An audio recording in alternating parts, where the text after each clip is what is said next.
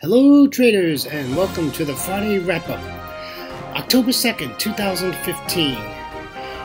Traders is brought to you through FXCL Excellence in Trading. Traders coming to you live from Pattaya, Thailand. Rainy skies, windy, absolutely nasty. We've been dealing with this for almost 2 weeks now, and they say we have another 3 days of this weather. This front just is sitting on Thailand and not moving. It's not been a pleasant last week and a half, I have to tell you. So anyhow, the purpose of the Friday wrap-up is we're going to take a look at a bunch of daily charts, and we're going to over 16 daily charts, and we're looking at price action and hopefully take a look at see what's going to happen in the week ahead so we can start planning what we can do.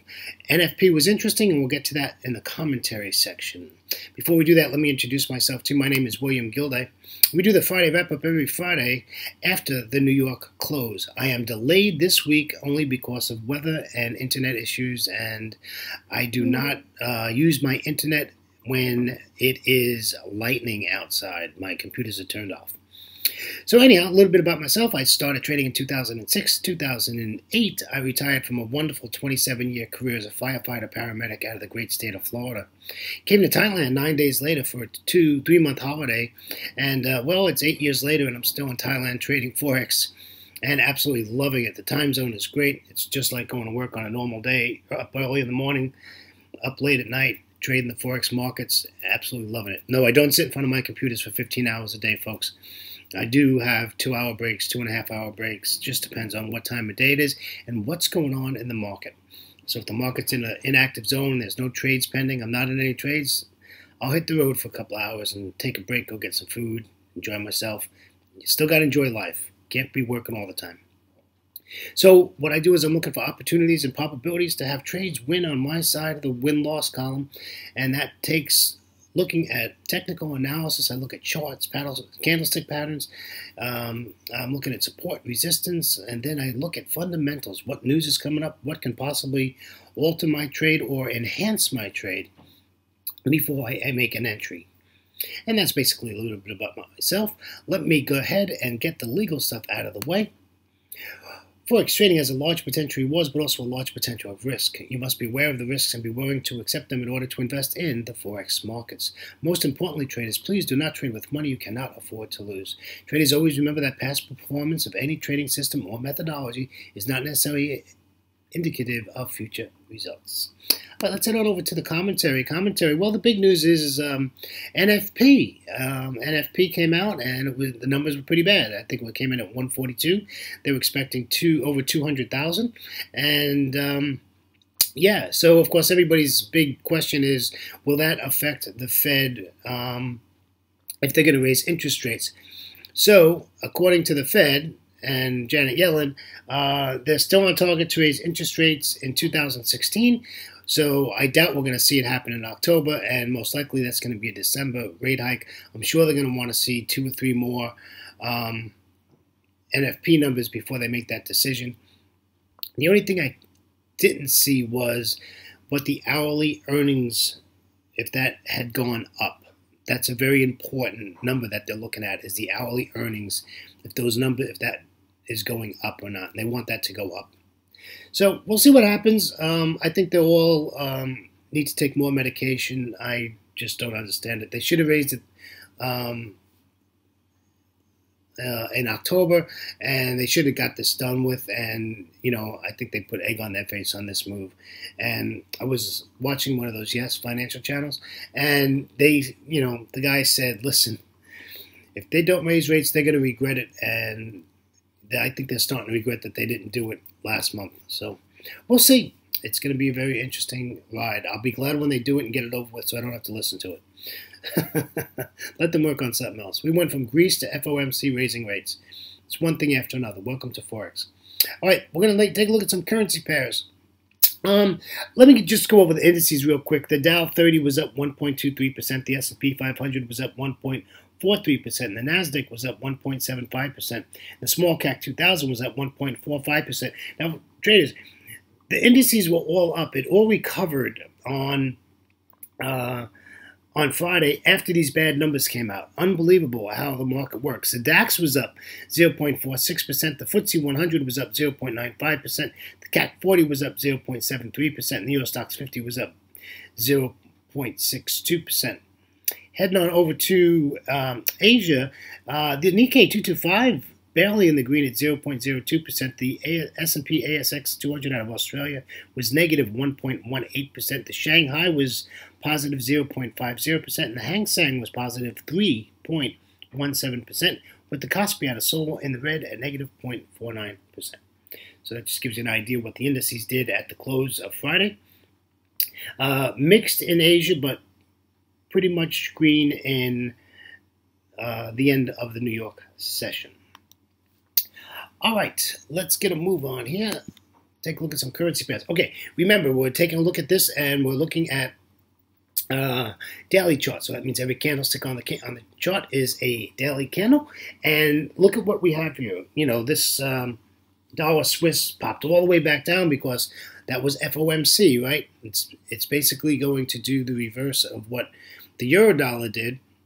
And the euro dollar went up over 100 pips on that data. And today, the euro dollar is back at 12.06. So it's regained all, the dollar regained all its losses before the close of New York. We're back at 1200. We're back at 1206. And you'll see that in just a couple of minutes. So I expect this to be where it's at. The dollar's strong, the Swissy is weak, and that's the end of the story. I mean, there's nothing to say. I mean, look at this big wick. So what do we expect on Monday, Tuesday? I would say we're going to get a blue candle, and this is going to continue to the upside. Now, because this is a daily chart, you know, if you look at the top here of these wicks of this range, right, it hasn't taken anything out. It hasn't come close to our yellow resistance line here, and this just is giving us, if you take it from the bottom, you know, we'll just keep getting higher lows. So we're just going to keep on playing this that way, and I just want to keep buying the dollar Swiss. I don't want to sell the dollar Swiss. Okay, that's the plan for next week. Here's the pound dollar.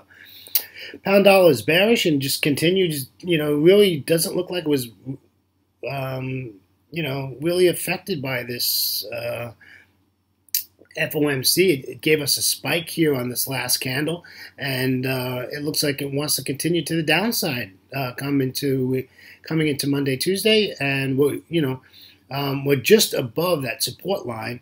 So it's going to be interesting to see, but I would expect that the pound dollar is just going to continue to the downside. And with the indices closing and rebounding from what I read, you know, it's just going to continue. The dollar is going to continue to stay strong. So we'll see how that works. Here's the euro dollar. Yeah, look at how this last Friday candle closed at this big doji, right? And this went up all the way to 1133. Right, and now we're back down to 1203. We're back to 1203, folks. That's where we were the day before.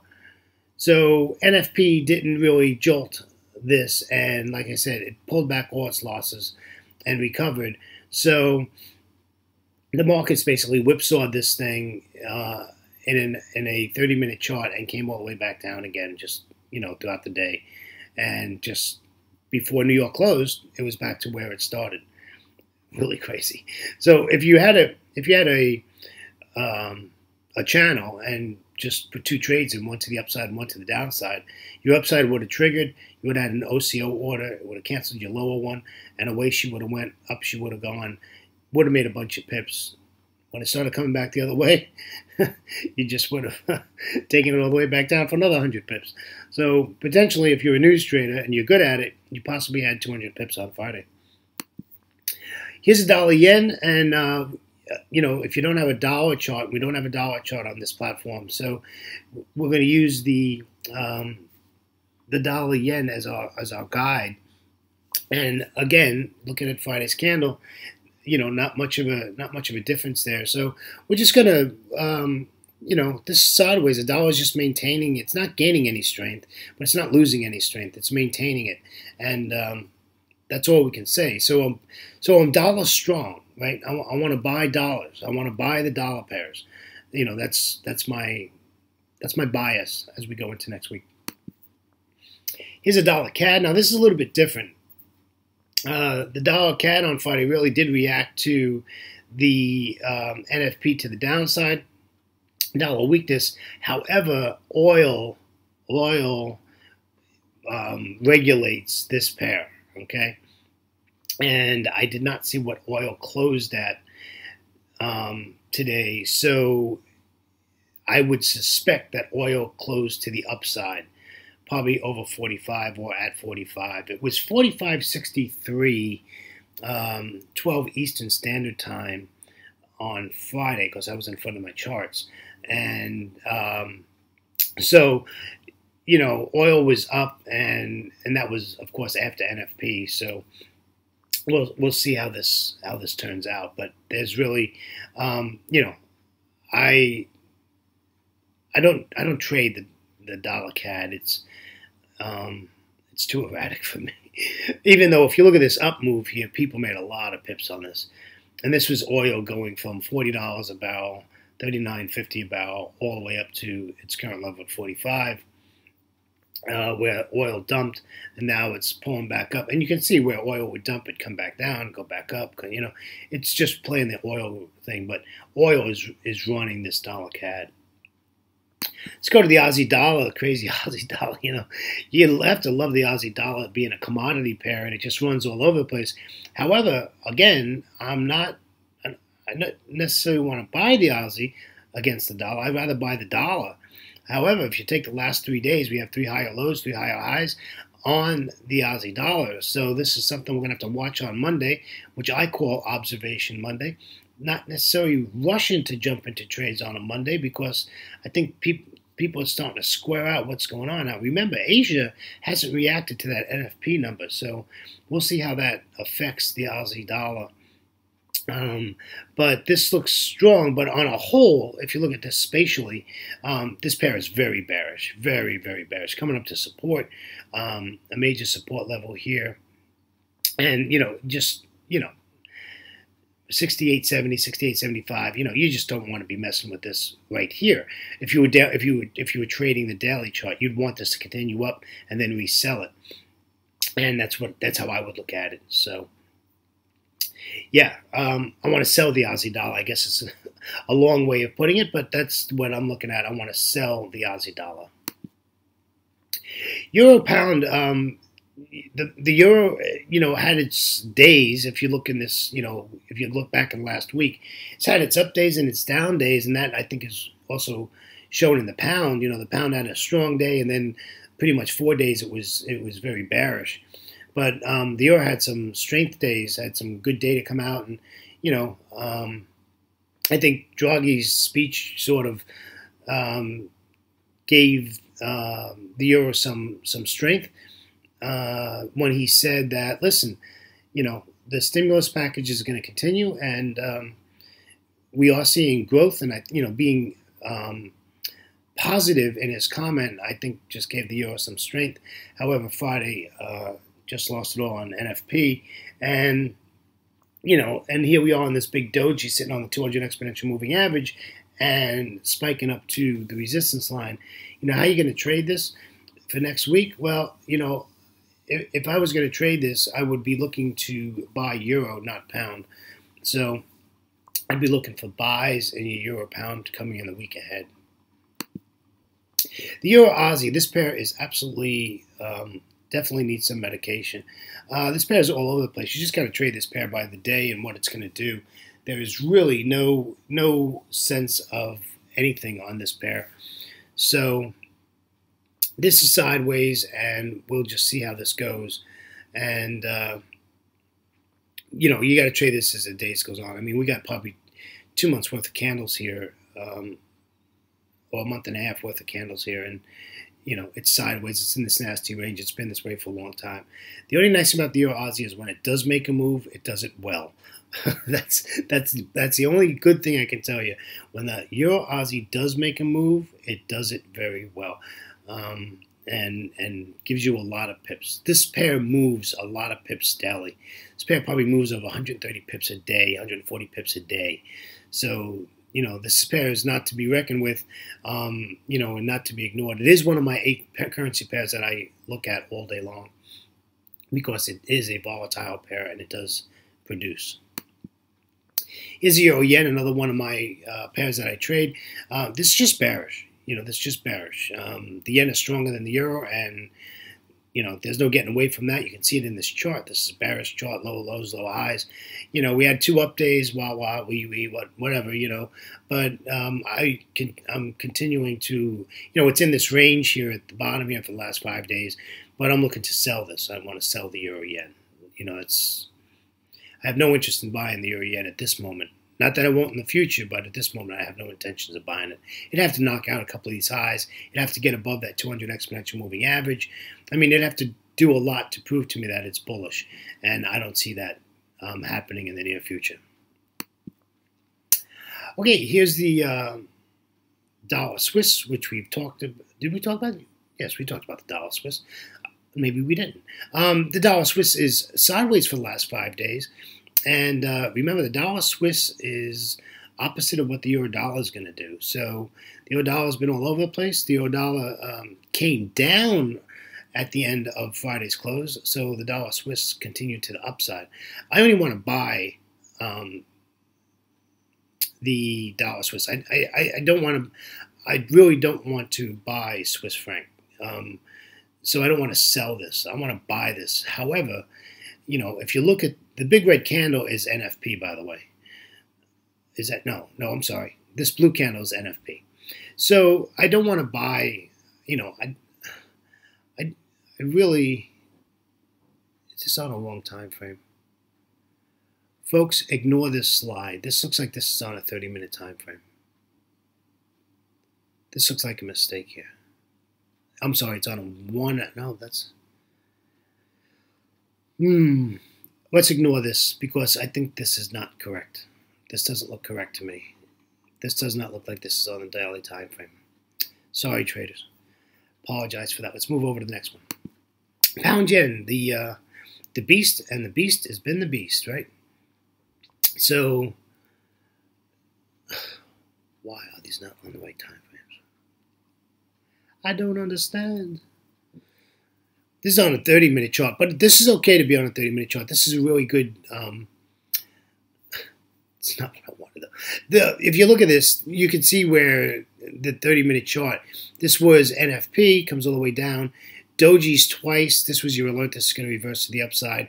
By the end of New York session, comes all the way back up. Takes all of the pound, the yen's strength, and just recovers back to where it was before NFP, and we're back up there, and we closed at 182.28. So as far as the pound yen goes, I don't know. This is a V pattern, by the way. This is a V pattern here, and I really don't want to. This is Tuesday before I would even consider looking at what's going to happen here, because V patterns are very significant and they're very strong. So this can either take off or this is going to dump like a rock. A V pattern is basically price comes down, gives you 1 candle or 2 candles, and then heads all the way back up right away. So we call this a V pattern, and this is over 100 pips. So you have to be really careful with these V patterns and what they're going to do come the next day. So this is on the sidelines. Not quite sure, but we'll see. We'll see how this is. But the yen is weak, and the yen is strong and the pound is weak. So we'll see. But before NFP, it was in an up move, right? The beast was in an up move. So maybe that'll continue. Maybe that'll break through here on Observation Monday, right? Aussie, New Zealand, yeah. This is week against week, right? The Aussie's bearish, the New Zealand's bearish, and this is just playing the game. New Zealand's just a little bit stronger. And we're sitting at support. So my outlook for both these pairs is to be bearish. I am bearish on both pairs, the Aussie and the New Zealand. I have no really desire to buy either one of them. So I'm bearish on the Aussie and the New Zealand. Here's an Aussie CAD. This is a pair I don't trade very often. I have to be honest with you. But the CAD was strong. Like I said. All right. So, yeah. So the CAD was strong, and we'll see how this goes. But if you look at this chart, this Aussie CAD chart, spatially, and you were trading this on a regular basis on a daily time frame, you would see that this big downswing, right, the previous downswing, not the current downswing, the one before it, this has come up and fibbed this. This is probably at the 50% fib, right, and then comes back down again. So technically, you would expect this to continue to the downside because this is a bearish chart, and this just might continue down. That's how I look at it. Again, oil is manipulating the CAD, so oil is really just really dictating what this CAD does on a daily basis. So watch your oil prices. That's the clue there. Aussie yen, another one of my friends. This is bearish, folks, just bearish. And we just want to take this to the downside. I know we had 3 up days there. I think I talked about this slide already. But anyway, we just want to sell this, right? No matter what time frame you're on. Aussie yen, sell it. I trade this pair all the time. Sell it. Swiss yen. This is pretty crazy, because the Swiss has been all over the place, because, like I said, it's opposite of the euro, and, nobody wants to buy Swiss francs, nobody wants the Swiss, right? And the yen is strong. However, the Swiss had a little gumshoe this week, and you can see where we have blue candles, but they end up as dojis, right? So this is in a nasty range on the bottom here, but especially if you look at this chart, this is bearish. Why? Because we know the yen is stronger than the Swiss, right? And this is what we want. I don't care if you trade a 30-minute time frame or a 5-minute time frame. This is exactly what you're looking for. You're looking for a pair that one side is strong and one side is weak. This is a perfect chart to show somebody how to trade Forex. This is exactly what you want. Strong against weak or weak against strong. This is a perfect chart here. If I was trading this on a 30-minute chart, I'd wait for a pullback as close to that 200 EMA and I'd sell this thing, right? But this is a daily chart, so, this I don't trade daily charts, unfortunately. I wish I was. It'd make life a lot easier, right? Come to your computer once a day at the open, and that's it. Change your trade, monitor your trade, adjust your trade, do whatever you got to do, and keep on going. All right, let's take a look at our last currency pair today, folks. Man, I'm running over. I'm over 20 minutes already. This is a New Zealand dollar. Folks, all I want to do is sell the New Zealand dollar. I know there's 4 blue candles. I don't care. I do not want to buy the New Zealand, okay? Sorry, Kiwi. I do not want to buy you. I want to sell you. And now we're coming up to some significant resistance here. So Monday, Tuesday, this is going to be really interesting to see what happens. So as far as the New Zealand dollar goes in my book, all I want to do is sell it. That's it. This pair is bearish on this daily chart. Traders, remember that this is brought to you through FXCL Excellence in Trading, and we thank them so much. And they are our good friends. So if you would go to their site at fxclearing.com for your trading solutions. Got a lot of education, some great platforms, and also a great economic calendar. Traders, on behalf of myself, William Gilday, and of course our friends FXCL, I'd like to thank you for joining us this week for the Friday wrap-up. And enjoy your weekend break. Get some rest. Enjoy time with loved ones, friends, neighbors, and even the guy in the pickup truck coming down the road. Say hello for me. All right, traders. That's enough for this. We're 3 minutes, almost 4 minutes over time. Okay, see you next Friday after the New York close. Take care now. Bye-bye.